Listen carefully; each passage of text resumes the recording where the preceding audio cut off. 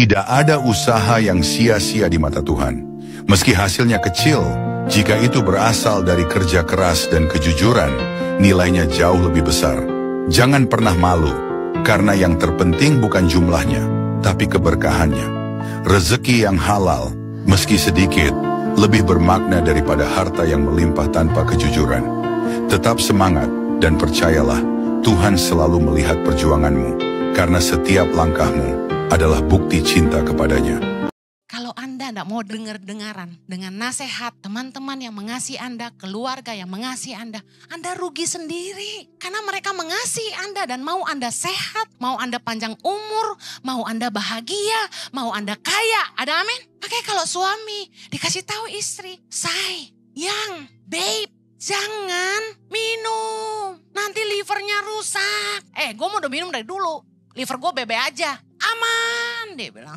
Babe, berhenti makan nasi banyak-banyak. Udah buncit. Jangan makan manis-manis terus, diabetes. Aman. Babe, jangan nge-vape, jangan ngerokok. Ntar lu mati muda, jantungan, ninggalin gua. Udah lu perempuan tahu apa. Banyak kan yang digituin kan? Dikasih nasihat kamu denger kan? Saya kasih tahu gini, bersyukurlah kalau masih ada orang yang mau kasih tahu Anda. Karena Anda untuk jadi lebih baik perlu dikasih tahu. Kita tidak bisa hidup tanpa orang lain. Amen.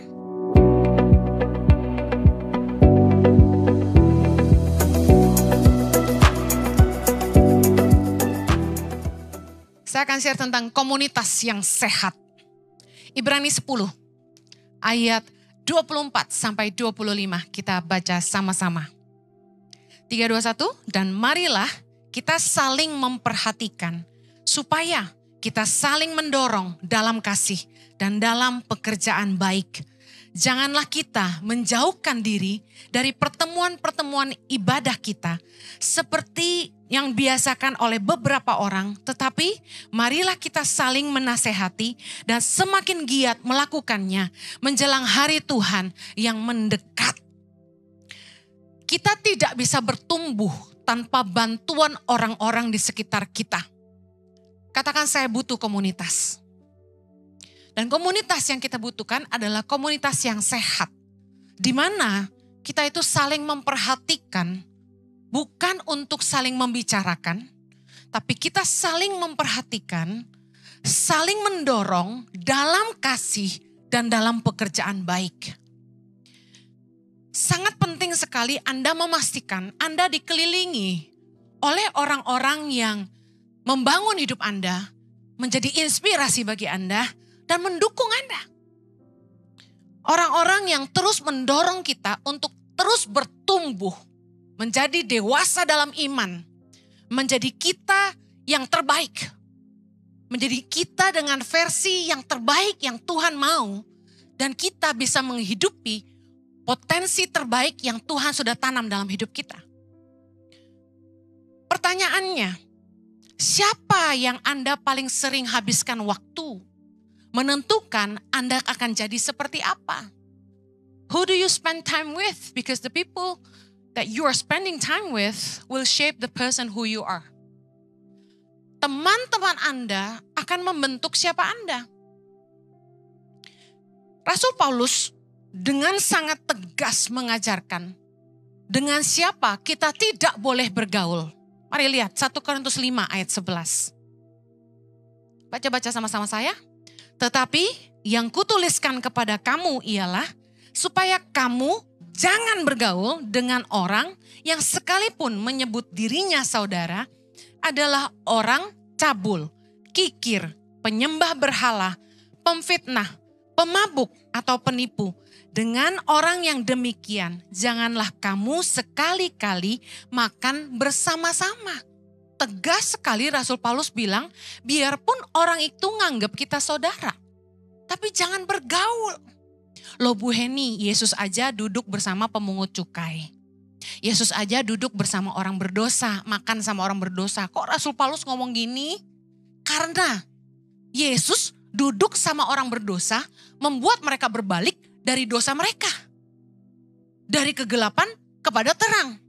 Masalahnya kita, kalau bergaul dengan orang-orang berdosa, apakah kita bisa bawa mereka kepada Tuhan atau malah kita yang ikut mereka? kita nggak boleh munafik juga, bukan? Kalau pengaruh mereka kuat dan kita jadi lemah, kita mencobai Tuhan. Anda mencobai diri sendiri. Dalam Mazmur 1 ayat 1, Raja Daud mengajarkan juga tentang jalan orang benar dan jalan orang fasik, dan dengan tegas dalam Mazmur 1 ayat 1 dikatakan, berbahagialah, katakan berbahagialah. Orang yang tidak berjalan, pertama, menurut nasihat orang fasik. Yang tidak berdiri di jalan orang berdosa. Dan yang tidak duduk dalam kumpulan pencemooh. Pencemooh itu siapa? Tukang gosip. Teman-teman kita itu selalu kalau lagi ngumpul, selalu bilang gini, udah denger gosip terbaru belum? Enaknya ngomongin orang ya, bener gak? Bener. Tapi Raja Daud bilang, jangan kumpul sama tukang gosip pencemooh. Kenapa? Cuma ngisi sampah di kepala Anda dan ngotorin hati Anda. Apa hubungannya hidup orang itu sama Anda? Ngapain Anda ngerusak hatimu sendiri dengan urusan orang lain? Jangan bergaul dengan orang-orang yang suka komplain, suka ngeluh. Segala sesuatu di hidupnya dikeluhin. Gak ada yang enak. Mertuanya dia ngeluh, iparnya dia ngeluh, orang tuanya dia ngeluh, adiknya dia ngeluh, suaminya, istrinya dia mengeluh. Kayaknya hidupnya sengsara banget. Ada di sini yang punya teman yang kayak gini, angkat tangan. Saya mau tanya, duduk sejam aja deh sama orang yang suka ngeluh, rasanya apa? Bilang capek deh. Jangan kumpul sama orang yang tukang komplain. Kenapa? Melemahkan iman Anda. Dan Tuhan paling gak suka sama kelakuan bangsa Israel karena mereka selalu komplain. Begitu kita duduk sama orang yang suka mengeluh, sedikit banyak omongan mereka itu masuk ke kepala kita. Kita jadi terbawa omongan mereka. Yang tadinya kita sama suami baik-baik aja, jadi begini mikirnya, iya sih, laki gue juga kadang gitu sih. Tuh, iya sih, mertua gue juga gitu tuh, benar gak? Ibu-ibu tobat, arisan ya arisan, gak usah ngerasanin orang. Jangan kumpul sama orang-orang yang suka kenajisan. Karena mereka cuma membuat Anda hidup dalam dosa. Raja Daud berkata, jangan berdiri di jalan orang berdosa. Kenapa? Birds always fly with the same feather. Burung selalu terbang dengan sejenisnya. Anda gaul sama orang yang suka kenajisan. Lama-lama Anda ikutan. Contoh, grup WA waktu SMP, waktu SMA, waktu kuliah. Ada yang bukan anak-anak Tuhan yang kerjaannya ngirimin video porno, gambar porno. Anda like gak? Gak kelihatan digedein. Saya mau kasih tahu, akar dari perselingkuhan adalah karena Anda buka celah. Gak usah duduk sama orang-orang yang doyan berbuat dosa. Menjauh dari sana. Jangan kumpul sama orang-orang fasik. Raja Daud bilang jangan berjalan menurut nasihat orang fasik. Kenapa? Ya ampun. Dia ngerti kebenaran aja tetap rajin bikin dosa. Dia ngerti kebenaran aja dia tetap lakukan yang firman Tuhan bilang jangan. Masa Anda mau minta nasihat sama dia? Ngurus keluarganya sendiri gak becus, Anda tanya gimana ngurus istrimu? Jangan dengar. Ada anak cowok-cowok kalau udah ngumpul bapak-bapak ya kan, saling curcol. Lu jangan dengerin bini lu bro. Pengalaman gua, dengerin bini, masalah. Nah ini bapak-bapak yang tadinya baik sama istrinya, pulang-pulang jadi otoriter. Bener juga tuh kata si itu. Jangan selalu kamu ngatur-ngatur aku, tuh kan. Yang gak ada apa-apa jadi berantem kan. Jangan duduk sama orang fasik supaya Anda tidak jadi sama dengan mereka. Pilihlah untuk berada di komunitas yang sehat. Yang mau sehat katakan amin. Yang mau terus bertumbuh katakan amin. Kita perlu komunitas yang sehat. Jangan sok kuat. Anda gaul sama orang-orang yang bikin iman Anda lemah, dengan dalih mau memenangkan mereka, percaya ya, Anda akan terseret juga. Ciri komunitas yang sehat yang pertama, orang-orang yang support Anda, orang-orang yang mendukung Anda. Contoh, teman-teman yang beli jualan Anda.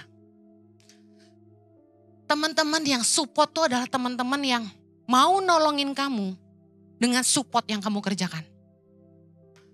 Kita harus hargai teman-teman yang kayak gini. Sometimes kita nggak pengen makan jualan orang itu. Jujur, 10 kali saya beli, belum tentu saya makan sekali. Semuanya buat kasih orang. Tujuannya apa? Supaya nolongin teman. Berkali-kali saya beli, nggak buat saya. Kadang terintimidasi. Lu ngajarin orang hidup sehat, tapi lu beliin kue mulu. Tapi demi nolong teman ya enggak sih? Komunitas yang sehat adalah yang dukung kita. Makanya saya ngambil keputusan udah gak terima panggilan khotbah. Saya cuma mau khotbah di ICI aja. Karena jemaat ICI yang support saya. Mau datang ke gereja jauh-jauh dari Bogor, dari Depok, Tangerang. Ada di sini yang dari Depok, angkat tangan. Wih, luar biasa, tepuk tangan yang dari Depok, jauh loh. Yang dari Bogor, angkat tangan. Wih, tepuk tangan, jemaat Bogor banyak banget nih. Tangerang. Ada Alam Sutra, BSD, wih luar biasa, luar biasa. Ada lagi dari mana?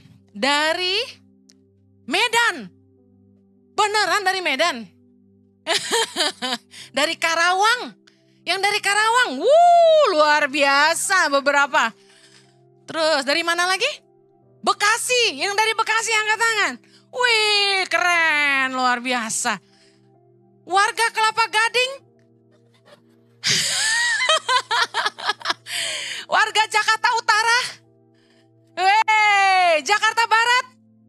Weh, Jakarta Timur. Wah, Jakarta Utara. Wah, masih harusnya lebih banyak ya kan? Anda lihat, Anda aja jauh-jauh mau datang ke Kelapa Gading. Kadang-kadang ya, beban seorang gembala tuh mikirin apa atau enggak? Ini jemaat apa enggak bosan ke Moy? Saya dulu ya sebelum punya gereja enggak pernah mau ke Moy. Macet. Sekarang rajin ke Moy. Terima kasih loh. Terima kasih banyak. Saya tahu ini komunitas yang sehat. Amen. Orang-orang yang mempercayai visi Anda dan panggilan Tuhan dalam hidup Anda. Bos-bos, atasan-atasan, leader-leader, dengar saya. Jangan pernah rekrut orang yang tidak sevisi dan tidak senilai sama kamu. Orang-orang yang tidak percaya sama panggilan Tuhan dalam hidup kamu. Orang-orang yang tidak menghargai kamu dan punya kepentingan sendiri. Kenapa? Karena mereka akan jadi pengacau di tengah-tengah kamu. Komunitas yang sehat adalah orang-orang yang menghargai kita, yang percaya panggilan Tuhan dalam hidup kita, sevisi dan senilai dengan kita. Amen. Kemudian, orang-orang yang menolong Anda saat Anda susah. Pasti muncul tuh di kepala. Amsal 17:17, seorang sahabat menaruh kasih setiap waktu. Tapi menjadi seorang saudara dalam kesukaran. Bukan orang-orang yang cuma ada saat Anda sehat, senang, dan kaya. Tapi ada orang-orang yang ketika kita susah, mereka yang ngangkat kita waktu kita jatuh. Pengkhotbah 4 ayat 9. Berdua lebih baik daripada seorang diri. Karena mereka menerima upah yang baik dalam jeripaya mereka. Karena kalau mereka jatuh, yang seorang mengangkat temannya. Tapi why orang yang jatuh dan tidak mempunyai orang lain untuk mengangkatnya. Saya mau tanya, berapa banyak Anda di sini yang punya teman-teman yang ngangkat Anda waktu Anda jatuh? Angkat tanganmu. Sedikit. Mari, jangan hanya investasi hidup untuk orang-orang yang cuma mau kelebihan Anda. Cuma mau uangmu. Cuma mau apa yang kamu bisa kasih. Pastikan Anda dikelilingi orang-orang yang tidak meninggalkan Anda waktu Anda sakit, waktu Anda susah. Saya sama Pastor Jojo sangat bersyukur bahwa di saat kami memulai pelayanan ICI, kami didukung oleh teman-teman yang mempercayai panggilan Tuhan dalam hidup kami. Bahkan mereka yang support kami untuk, ayo Hen, kamu bisa. Saya tidak percaya diri, kamu pasti bisa. Bahkan mereka punya ekspektasi yang lebih besar dan iman yang lebih besar dari saya. Dan Tuhan kirim orang-orang yang menolong pelayanan kami dari nol. Saya percaya kalau Tuhan itu kirim kita sahabat-sahabat yang gak hanya menaruh kasih setiap satu, tapi jadi saudara dalam kesukaran. Kalau Anda belum punya, doa. Jangan terpesona sama orang-orang yang saat ini ada sama Anda. Setia dia mah, good friend, best friend. Iyalah, kalau Anda cuma kasih mereka enak-enaknya doang, siapa yang gak mau jadi best friend sama Anda? Betul? Coba tes waktu kamu gak bisa kasih dia apa-apa. Kalau Anda tuh dermawan, suka traktir orang makan, jangan heran Anda banyak teman. Coba Anda gak bayar satu kali, lihat masih ikut gak besok? Orang mah ditraktir makan, tiap kali makan Anda traktir, pasti ikut hopeng sama Anda. Sekali-kali jangan dibayarin, tes. Amen. Uji persahabatan Anda. Karena Anda harus berada di komunitas yang sehat, dikelilingi orang-orang yang mendukung Anda, bukan hanya mau sesuatu dari Anda. Komunitas yang sehat yang kedua, orang-orang yang menguatkan dan membangun Anda. 1 Tesalonika 5 ayat 11, kita baca yuk. Karena itu, nasihatilah seorang akan yang lain dan saling membangunlah kamu. Seperti yang memang kamu lakukan. Terjemahan bahasa NIV lebih bagus. Therefore, encourage one another and build each other up. Just as in fact you are doing. Ini dia bagus banget. Dia kasih tahu kita harus cari orang-orang tuh yang menguatkan dan membangun kita. Orang-orang yang memberikan nasihat, masukan, pandangan yang menguatkan kita. Contoh, kalau kita lagi ada konflik sama pasangan, dia bukannya membuat kita pengen bercerai, tapi dia ngajarin kita untuk rendah hati. Kita punya masalah di kerjaan, dia bukannya bilang gini, keluar aja loh. Ngomong gampang ya, kalau kita gak ada gaji dia mau ngidupin kita gak? Tapi dia bisa kasih pandangan, hey coba introspeksi diri. Gak ada orang bagus yang dibuang sama atasan. Benar? Kedengarannya menyakitkan. Tapi itu yang menguatkan. Jangan orang-orang yang malah membuat Anda tertuduh dan hancur. Tapi orang-orang yang menguatkan iman Anda. Percayalah Tuhan gak akan tinggalin kamu. Tenang. Ayo kamu sakit kita berdoa sama-sama. Yuk ngucap syukur yuk tiap hari. Biarpun kesembuhan belum terjadi. Tiap pagi bangun bilang terima kasih Tuhan. Karena Yesus ngajarin kalau kita berdoa. Seperti kamu sudah menerimanya bukan? Jadi tiap pagi bangun bilang Tuhan terima kasih tiroidku sudah sembuh. Tuhan terima kasih kankerku sudah sembuh. Tuhan terima kasih diabetesku sudah sembuh. Tapi iman harus sesuai dengan perbuatan. Jangan Anda beriman tapi Anda makan gula terus. Lemak-lemak terus. Sikat terus semuanya. Katanya gini, udah dikuduskan dalam nama Yesus. Gak gitu. Ya kan? Mau kurus, tapi gak mau olahraga. Setiap tidur doanya tumpang tangan perut buncit. Dalam nama Yesus, malam ini aku tidur, segala lemak-lemak terbakar. Pegang punggung, segala lemak-lemak hilang dalam nama Yesus. Ya kan? Pipi tembem dalam nama Yesus, tirus gitu. Bisa gak kira-kira? Tapi makan terus. Bisa gak kira-kira? Ngemeng doang loh, gitu kata orang. Cari teman-teman tuh orang-orang sekitar kita. Kita butuh. Yang nguatin kita kalau kita lemah. Dan membangun iman kita.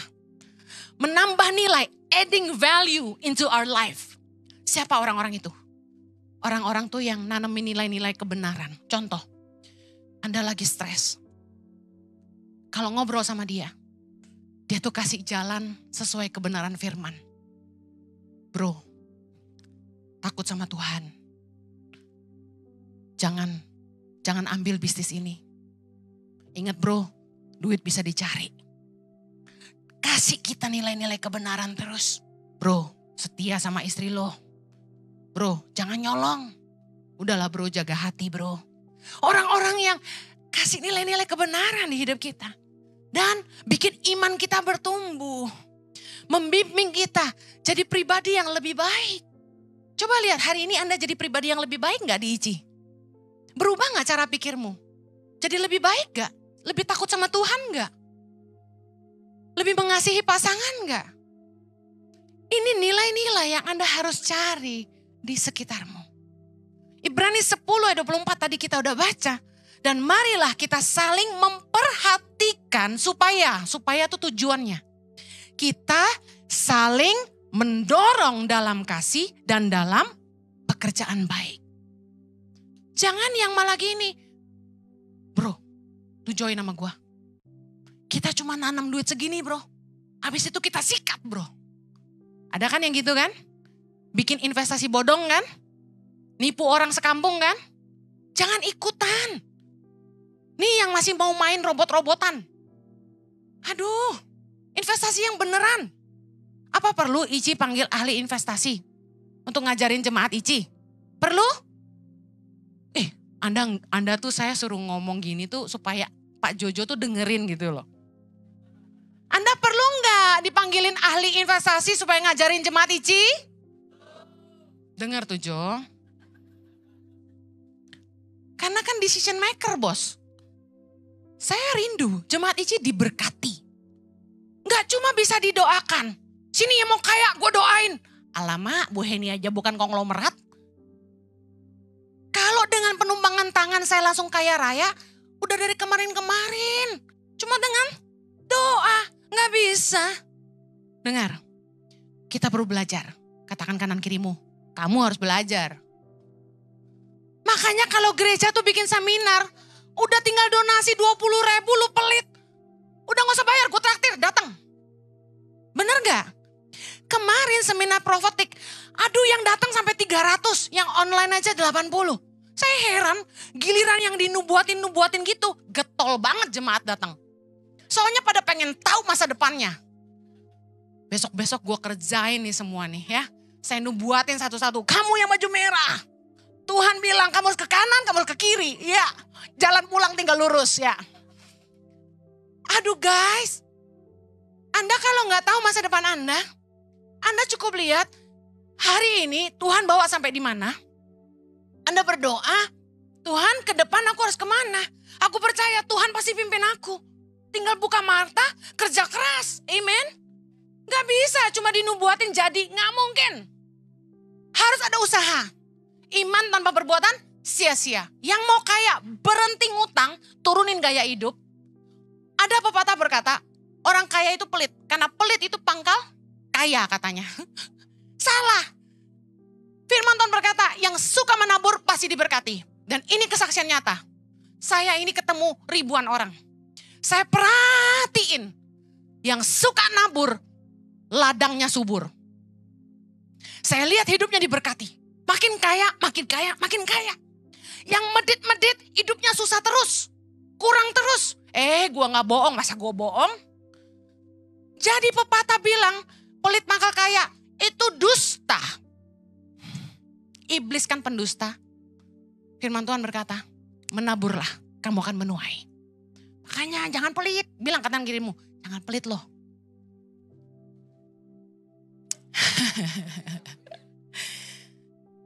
Siapa di sini yang temennya kalau makan selalu maunya gratiso?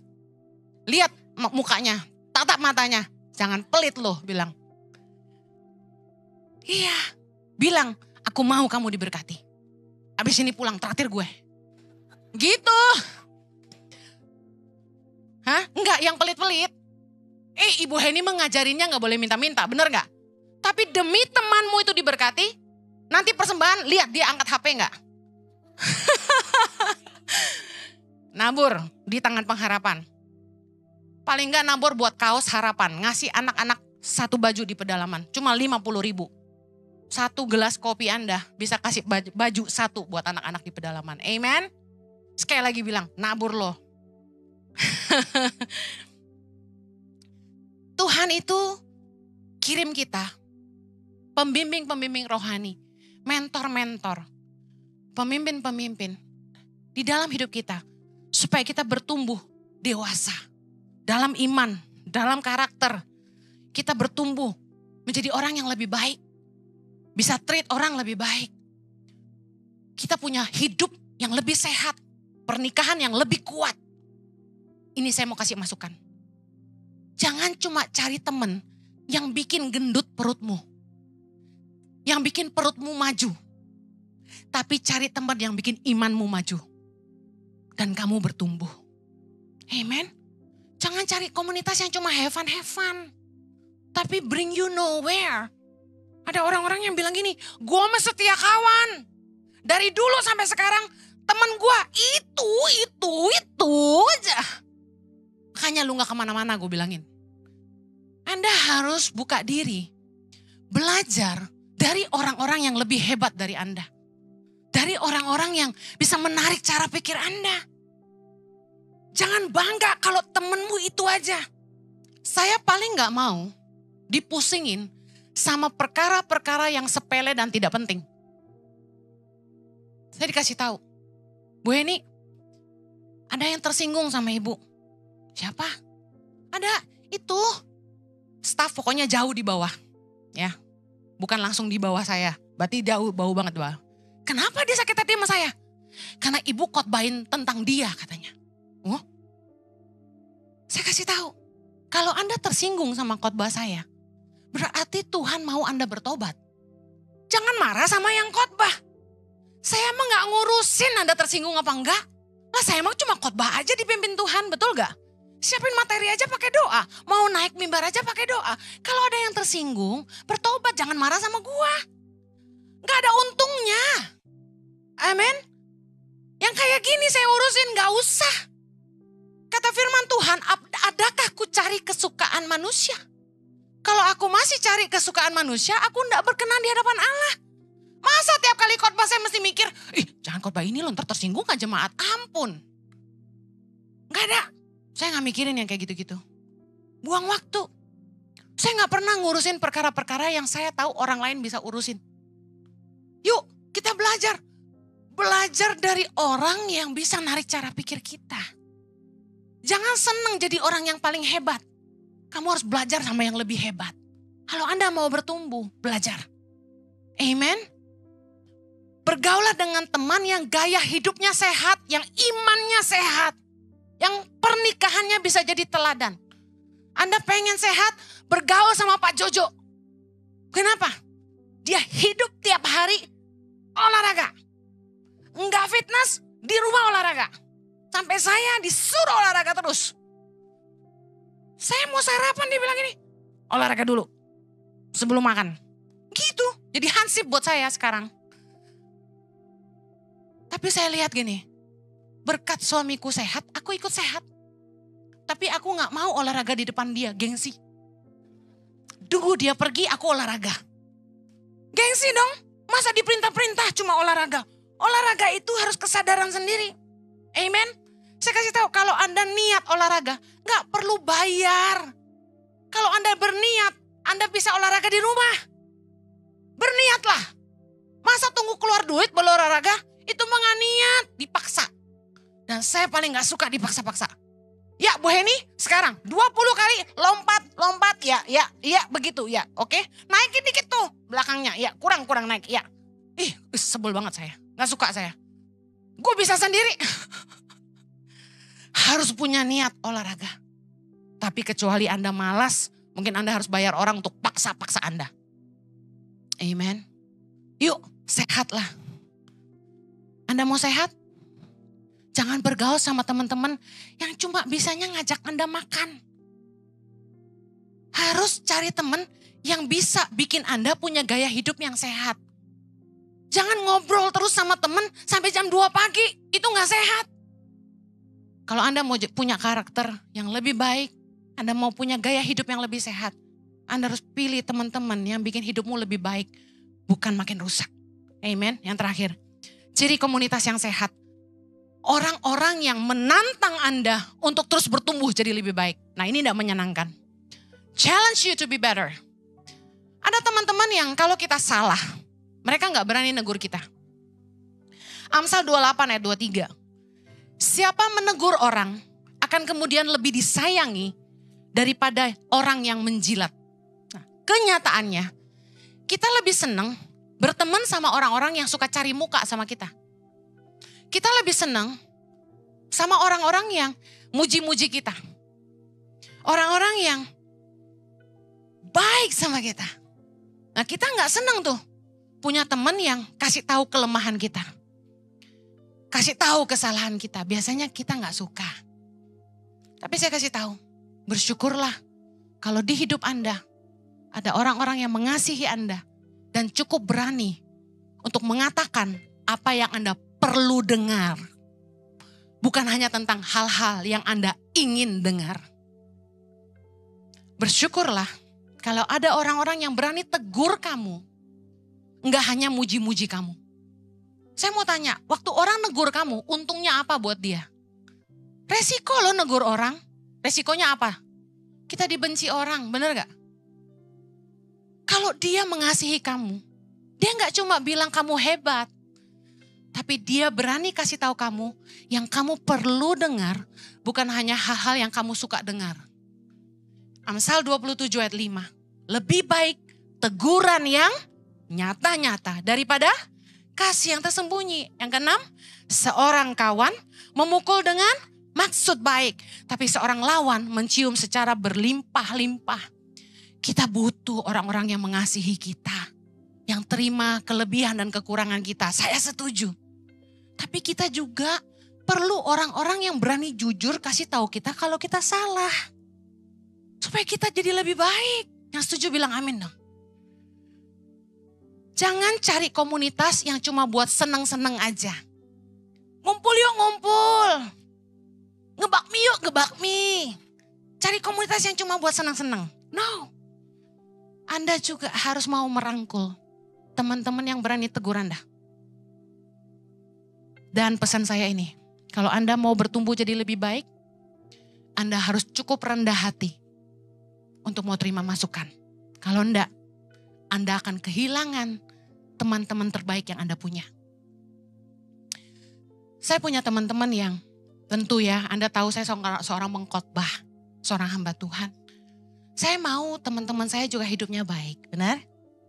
Jadi waktu saya tahu ada teman saya yang sembarangan, pacaran, ganti, pacaran, ganti.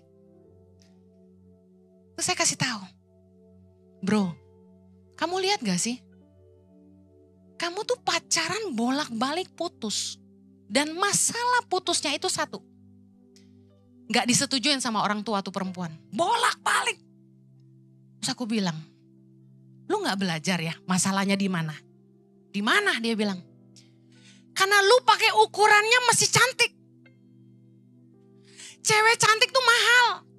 Emaknya juga gak sebodoh itu. Udah gue gedein, gue investasi. Udah kinclong anak gue. Masa sembarangan kasih orang yang bokek? Dia mau ngarapin mantu yang berduit. Makanya tiap kali lu pacaran, memang dapat yang cantik. Tapi gak pernah jadi. Dan masalahnya selalu sama, mertuanya ngelihat lu gak kaya. Yuk, jangan selalu pakai mata, tapi pakai doa. Namanya juga pendeta, bener gak? Marah dia. Gak usah kecampur. Jangan ngomong sembarangan. Lu gak tahu apa-apa. Saya digituin. Saya kasih tahu, saya punya teman yang kayak gini. Kadang-kadang tuh pengen gue tinggal aja, tau gak? Tapi saya tetap sabar, saya mengasihi dia. Saya nasehatin 1 kali doang. Saya orangnya gitu. Gue kasih tahu lu 1 kali, lu gak mau denger, jangan harap gue ngomongin lagi. Tapi kalau Anda dengerin saya akan senang menasehati Anda. Orang mau konseling sama gue begitu banyak, gue tolak. Lu gue kasih tahu nolak. Rugi lah gue bilangin. Capek banget gue ngurusin dia gitu kan. Tapi saya terus berdoa buat dia. Tuhan kasih pasangan hidup yang terbaik. Nah, saya bersyukur hari ini. Dia nikah sama perempuan yang tidak terlalu cantik. Tapi sangat baik. Sangat baik. Seorang istri yang menopang dia di saat susah. Saya kasih tahu. Kalau Anda tidak mau dengeran dengan nasihat teman-teman yang mengasihi Anda, keluarga yang mengasihi Anda rugi sendiri.